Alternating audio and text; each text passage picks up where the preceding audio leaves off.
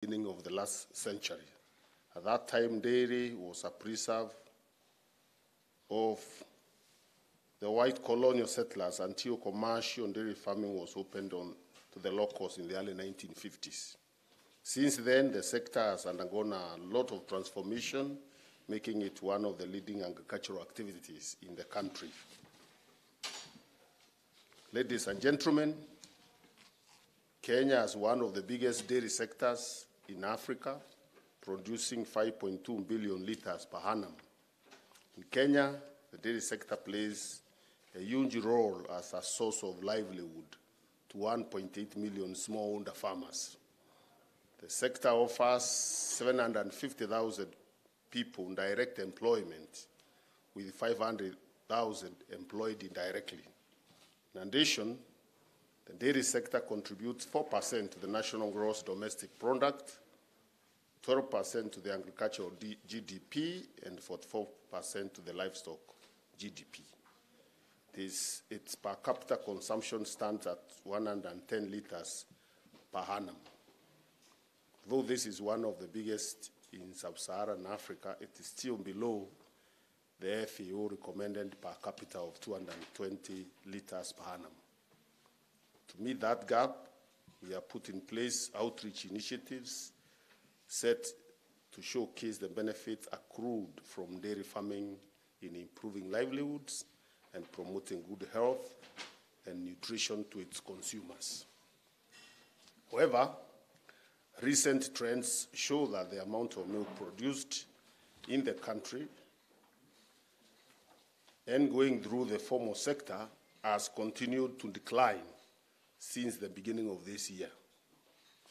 This is reflected in the volume of formally marketed milk, which has reduced from 63.4 million liters in January to 40.2 million liters in June. Ladies and gentlemen, incidences of milk imported illegally has also found its way into our local market. To ensure that only legally imported dairy products are allowed into the country, my ministry, working with the Kenya Dairy Board and other government authorities, have instituted strict regulations and increased surveillance along our porous borders and final destination markets. A number of unscrupulous business people have been arrested and arraigned in court as a result. One recent case was of 4 people arrested with milk powder, equivalent to 10,000 liters, in the towns of Londua and Kakuma. The suspects were arrested while selling the milk smuggled into the country from UAE. Others have also been arrested in Isli, Nairobi, and action taken. We want to assure the stakeholders in this critical sector that we will continue to ensure that compliance with the law as regards the illegal importation of milk will be strictly enforced. These interventions have drastically reduced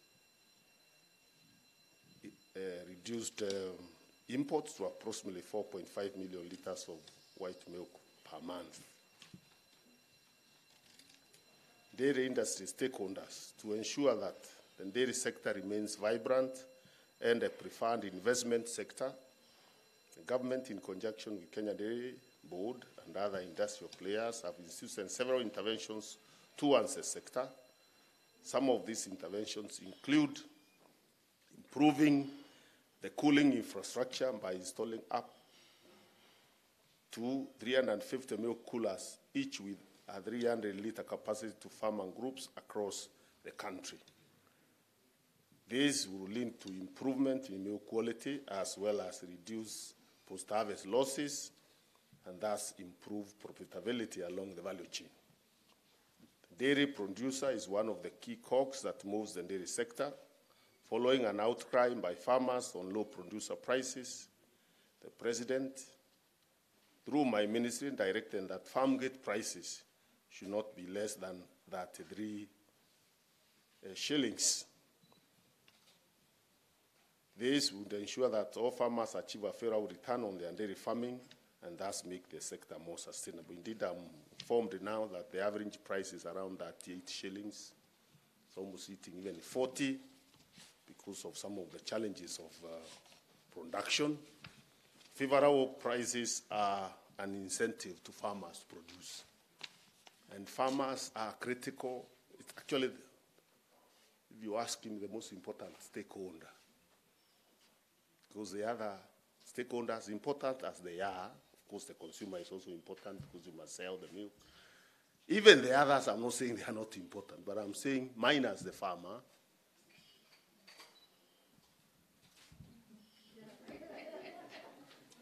If there is no farmer, is there a sector called dairy? So that is a stakeholder you must continue thinking about, taking care of, making sure that they are supported. And that is what government has been trying to do. And the key support to the farmer really, as far as the other stakeholders are concerned, is ensuring a fair price. A fair price. Fair price simply means compensating him so that he is able to earn a living through keeping dairy cows. He is able to pay his costs, and then he is able to earn an income. Of course, the demand for more, better prices will always be there. There is no, people want more and more, but even the other players must also get a fair compensation for the services they provide along the value chain, isn't it? So what we are saying is really a balancing act where there is no player in the sector, especially the weaker player, who is usually the farmer, because we rely on a small-scale, smallholder farmers, because they are not as organized and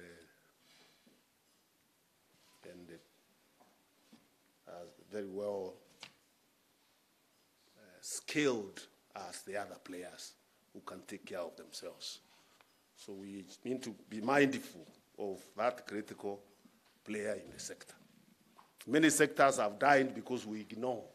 We look at the short-term gains that are available, and we forget the long term. That for the sector to continue growing, the short term, you need to look at the long haul as we invest in this sector. So to improve this on the skills of dairy players to enable them manage better their businesses, the Ministry, Kenya Dairy Board, and other players have stepped up capacity building of the same, particularly in the areas of value addition and adoption of modern technology. New KCC is one of the leading milk processors in the country. It is fully owned by the government. The processor, many a time, acts as the buyer of the last resort for farmers' milk and milk products. To enable the processor play its critical roles, the government supported the processor through an injection of Kenya shillings 500 million to stabilize milk prices. It further injected an additional Kenya shillings 500 million to support modernization of its facilities located in different parts of the country. Indeed, this is already going on, and once completed, will provide an additional market for our farmers, for our dairy farmers. The President, on the 23rd of May, announced a 53.7 billion economic stimulus package to help the economy absorb the shocks of COVID-19. I'm confident that the dairy sector, also being one of the subsectors affected by the pandemic, will greatly benefit from this package. The regulatory framework remains key in the development and growth of any sector. Development of investment-friendly policies and the regulations remain a key role of the national government. This is aimed at creating a conducive environment for business to thrive. Towards this end, my ministry has continued to review existing policies and regulations with a view of taking appropriate action, be it coming with new policies and regulations, amending the existing ones, or totally doing away with any policy or regulation not appropriate for the sector. One of these regulations is the Draft Dairy Regulations 2020, in line with the constitutional requirement that the regulations go through stakeholder participation. The regulations were exposed to stakeholders in different parts of the country. Feedback, memoranda, comments, and input received from the stakeholders have been collated and inputted into the regulations. A rapid impact assessment is currently underway, after which the regulations, as per requirements, will now be taken to the sectoral working group, after which a national validation workshop will be undertaken. After the validation, the regulations will be forwarded to my office for onwards transmission to the Attorney General for assessment. Once this process will be over, obviously, the regulations will come into effect and then submitted to Parliament for the usual oversight. There is a bit of confusion on regulations. Some people still think they can go to Parliament before they become. The law is very clear. Regulations are subsidiary legislation. So they are instruments utilized by the executive arm of government to implement laws that are already there or sort out gaps. So they become effective immediately they are gazetted. Parliament only looks at them when they are already taking effect to see whether to repeal them, because they can't repeal, they have the power, or to say they are okay, we can't touch them. So they don't wait for Parliament for them to come into effect. That is the law. So once they are ready and we gazette them, then they will come into effect. The parliamentary process is some kind of an oversight introduced post the effective date. So dairy farming in the country, just like any other agricultural activity, is heavily dependent on rainfall. Thus, when there is enough rainfall, we experience a glut in milk production, and when there are dry spells, we experience milk shortages. This leads to an uneven supply of milk during the year, as well as fluctuating producer prices. To address this challenge, the government has included milk as part of the strategic food reserve. Thus, the excess milk can be converted and stored as milk powder and long-life products for use during the times that we have milk shortages. Yeah, and well, I was outlining some of the interventions government has done, including putting milk into a strategic food reserve to help stabilize the sector, to deal with those challenges of fluctuations. And we are happy that KCC is doing that work. And we are actually asking KCC now, because of the challenge we have now, to release percentage of that milk to the other processors, to sell to the other processors, so that, because food reserve stocks are meant for that purpose. When there is a challenge, then you are able to release them into the market to stabilize the prices, enable production to continue, and also provide the product into the market so that there is no shortage that forces us to go into importation. And therefore, depending on what stocks they have for themselves, I think it's high time that some of it now is released into the market to enable the market to stabilize. Lastly, not the least, the government has supported Kenyan Dairy Board to construct and equip a modern state-of-the-art dairy laboratory at Kabete. Construction of the facility has been completed and equipment installed, and will in the shortest time possible become operational. This will greatly enhance milk testing as well as assessment of quality and safety of milk products, comply to standards and other existing regulations. The net effect of this is improved quality and safety of our dairy products. Ladies and gentlemen, I want that this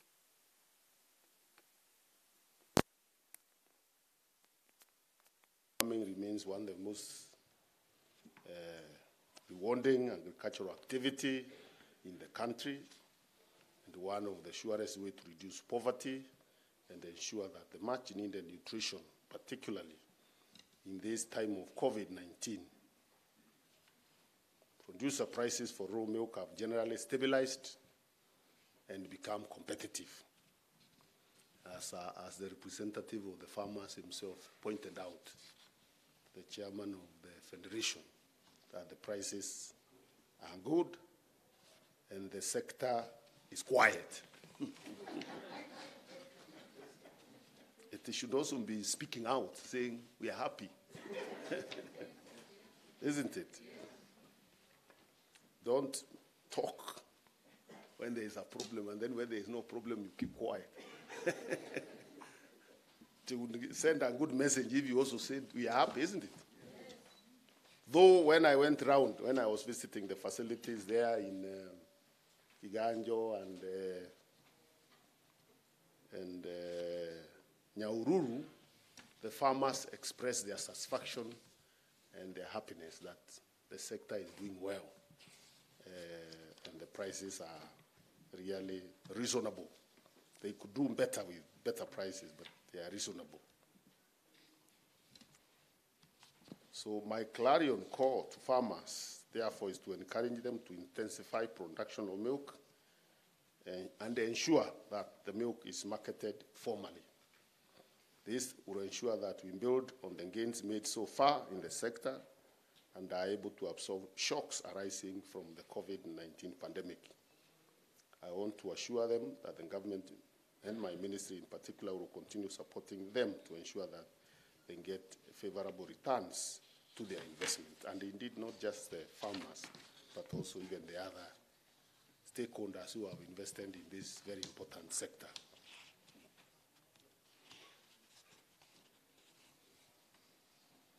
As I conclude, let me say that the sector has been fairly resilient. My appeal is that we continue working together to ensure that we weather this storm that has been brought by the pandemic. Let me also remind us all to continue following the government guidelines on prevention of contracting COVID-19 by taking measures that have been recommended by the government on social distancing, wearing of masks. I was wearing mine, it's just that I want the media to take a good picture of me. So if I keep wearing it, these days you even confuse people, you don't know who is who. So we really want to thank all of you for this important forum that has achieved its purpose of assessing where we are in terms of the disruptions brought in by the COVID-19. Clearly, there has been serious disruptions, and measures need to be taken to ensure that we normalize and go back to optimum production of milk, since the market is still there. As you have pointed out in your presentations here, the market is available. We want to ask, in fact, the biggest, one of the aim here was to actually ask farmers to go back to production. Those who are, when this problem came in, there was a lot of fear. And one of the biggest fear among the farming community was the market. Now that schools have closed, hotels have closed, where will our milk go? And I think that is what contributed, part of what contributed to the reduction in production. Now, processors are here, those who buy milk from you. The retail head is not your business. I mean, the business of retail end is those who buy, the processors. They are saying the market is there. And in fact, we are having a crisis now because most of the processors do not have enough raw material to produce for the consumer. So we are asking you to go back to production Going back to investing in feeding the animals so that you can produce enough milk to satisfy the market, which is in distress right now, which is relying on actually the stocks that have been put there that were mopped up during the dry spell. And I'm told these stocks may not last long. I think this is a message that was intended to come out from this forum, that we have a problem, the production has gone down, we are not able to satisfy the market. If we continue this way, then we might be forced to import milk. And we don't want to go back there again. We want the local producer to be able to earn a living by selling milk in the local market. So we are asking farmers to go back to invest in production. If you stopped feeding your cows because you are afraid that there will be no market, we want to tell you the market is there. The market is there. Of course, the forum has also looked at other challenges in the sector. In fact, we are told some of the other causes of the production, the problem of production is issues of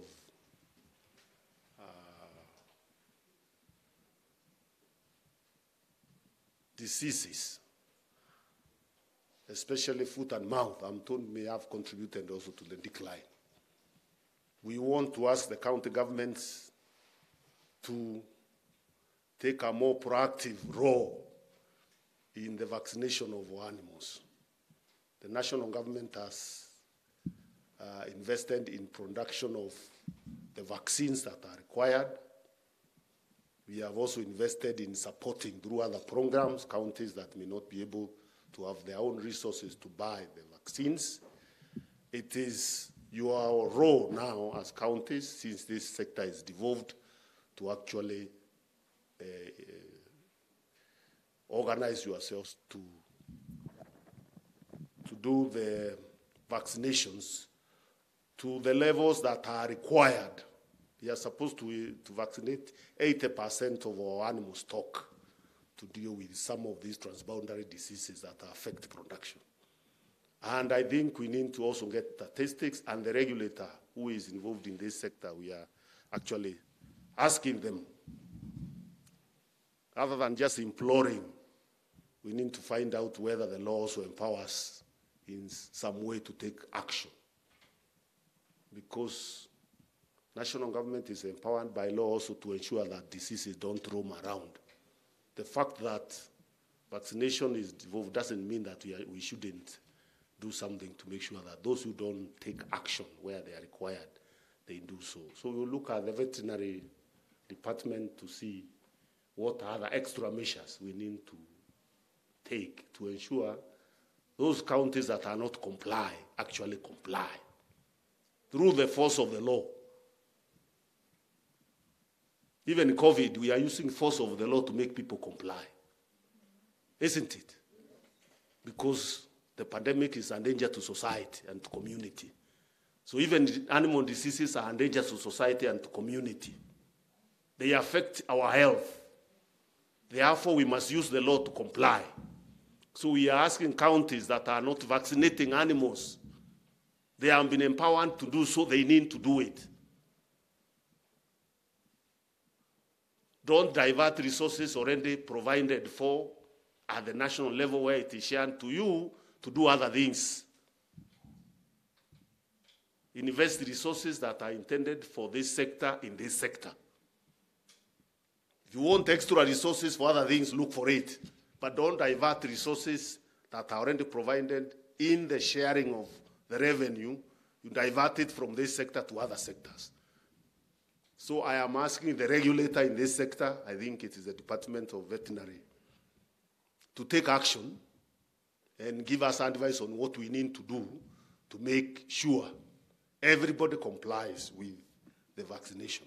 We cannot allow those diseases to continue spreading, yet we have the capacity, the technical capacity, we have also the resources to be able to contain it so that we can take care of the health of our people and the health of our animals. There is also the issue of extension. Again, it's also a devolved function. I think this forum has raised that issue, and this forum needs also to advise us on innovative ways of supporting extension. Because where we were, the time when we were employing boots, are they called boots? What are they called? Read-on boots to travel to the farms and talk to every farmer. Those days are long gone. Resources have gone down. We need to look at technology. How do we innovate? How do we use technology to support extension services?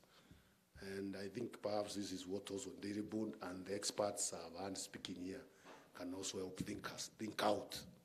A model that is largely private sector driven, coordinated at the national level and the county level, but that does not require physical employment of individuals to, more, because there are no resources to do that. I am sure there could be solutions in that direction.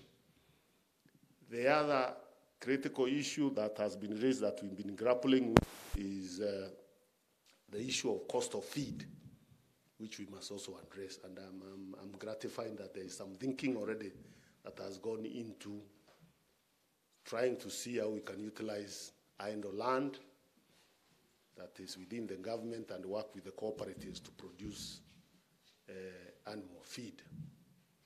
But even as we look at that, the production, we also look also affordability. Because it's not enough to say, yes, we release farms and produce, but how affordable? Once you produce, will it reach the farmer at a cost that they can be able to absorb and therefore invest more in production? So even as you design it and we want to support it, really, and we think it's a good plan, tell us how you address the costs. The ultimate issue of affordability to the farmer. Because again, even the cooperative model is good, but it always brings some constraints that hands more costs. There are people like plugging in at that level in the value chain. They don't add any value themselves. And that has been a big problem for our cooperative movement. They come in somewhere and hang around and say they are this and the other, and then they are the ones who gain most. But if you tell them, tell us what service are you providing? What service are you providing? So that you should be able to earn this from the value chain. They won't tell you. That's the problem we're having with coffee. That's the problem we're having with tea. People scavenging, riding on the farm. We are not saying that, we are saying everybody who provides a service somewhere has to be compensated. But the compensation must be commensurate with the service you are providing. So those are the challenges we are grappling with. Therefore, when we are developing those models, please let's look at what are we going to do to make sure that the production is there, yes, for the animal feed, but then about the cost so that ultimately the farmer gets it. And therefore, we become competitive. That's why our neighbors are being more competitive than us. The government is also actually looking beyond that proposal. We are also looking at other ways of supporting production of raw materials for animal feed. For instance, we are looking at Galana Kulal. It's a big project started by government. I visited this last weekend. Or close to 4,000 acres. I mean, over 4,000, almost 5,000 acres are already irrigated and are producing maize. With a little investment, actually already determined of around 600 million, the government will be able to put in another 5,000 acres on production. Just 600 million to to do certain things to expand what is under production. Our proposal is this 5,000 acres should be targeting to produce the value chains that we have a deficit in, like the value chains that produce animal feed, so that we are able to bring down the cost of production for animal feed. Maybe yellow maize, I don't know. Somebody was talking about yellow maize. Instead of importing, maybe you can grow it there. Cotton, for sure. You can put part of it into cotton production. Soya, they have even experimented on soya there. You can also grow it. So we should dedicate most of that land to producing raw materials for animal feed so that you can be able to bring down animal feed, even as we look at that other model that Sula was proposing. What was it? Moses was proposing. Because it's not one, there's no one solution. We look at all of them and see how we can do it. That area would be for bigger investors, you know. But the model he was working was, of course, for cooperatives, which must be done side by side. Of course, the potential there in Galana is even bigger. So we are just talking about the short term. But the long term, of course, is to open much more land. And we are told over 25,000 acres without even building a dam, just pumping, you can see, and another 15,000 acres. With some damming, you can go to over 400,000 acres. So there is land there, government land, no dispute, water. All we need is the infrastructure that is required, and then, of course, make sure that the technology is technology that is not expensive, so that the production can be. So basically, I'm just saying there are ideas on how to deal with that issue of animal feed that government is already looking into. And already one of the pillars in our agricultural transformation is to see how we can attract private investments into production of our food and even raw materials for animal feed to bring costs down through large-scale production and investment in technology and innovation, which the private sector is very good at. And that is a key pillar and then we were saying Galana and the leasing of other government idle land is part of the strategy which we are fine-tuning, and then we should be able to roll it out. I don't think I want to say much more. There has been a very productive morning. Happy to see all the sector players together, thinking together, figuring out solutions together.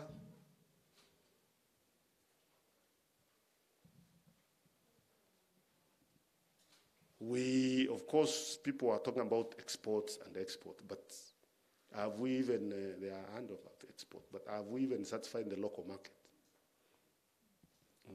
Can we improve on the local market? We are already being displaced from the local market before we even figure out about the exports and all those things. Can we? Since we are the biggest market anyway, that's what we are saying, why can't we sort out the bottlenecks that are constraining ourselves, making us uncompetitive in the local market, the East African market? Then we can think about talking about other. And I think many ideas were given here on what we need to do. Let us now go into the implementation of those ideas and demanding results from the people who are given the mandate to implement those ideas. As I said, as I conclude, let us also continue enforcing, even as we wait for the regulations to be concluded, enforcing the law and enforcing the standards. Enforcing the law to substandard imports that are a major problem in distorting the market. When people sneak in products through fanya routes from the north there and they find their way in the market, very cheap, poor quality products, and suspecting consumers consume them. Some may not even be safe because you don't even know where they are processed. Back rooms. So it is our responsibility as a government and Dairy Board as a regulator and the other agencies of the government to ensure that does not happen. And serious action is taken, and we are happy that it is happening. We want to say continue doing it, tighten it even more. And we also ask the general public to be vigilant because all this your government is trying to protect you. But it is you who should protect yourself first, isn't it? Yes. Government should not be the one to care more about your health and safety than yourself. So don't collude or hide information when you hear people are hawking or selling all sorts of unsafe products for you because your health matters. And I'm happy I saw in the presentation that the consumer is also, consciousness is also growing. That is very important for the market. So thank you very much. I'm sure we will continue interacting. We will continue supporting this very, very important sector that we believe has a huge potential that is yet to be exploited for the benefit of the people, for the livelihoods of the people, and for generating employment for our people. Asanteni sana. Thank you so much, Bwana Waziri. And we have another round of applause for Waziri. So we are now coming to the tail end of this event. And before we get a vote of thanks, in appreciation for Bwana Waziri agreeing to preside over this event, and Madam CS, we have a small token of appreciation. So I'm going to request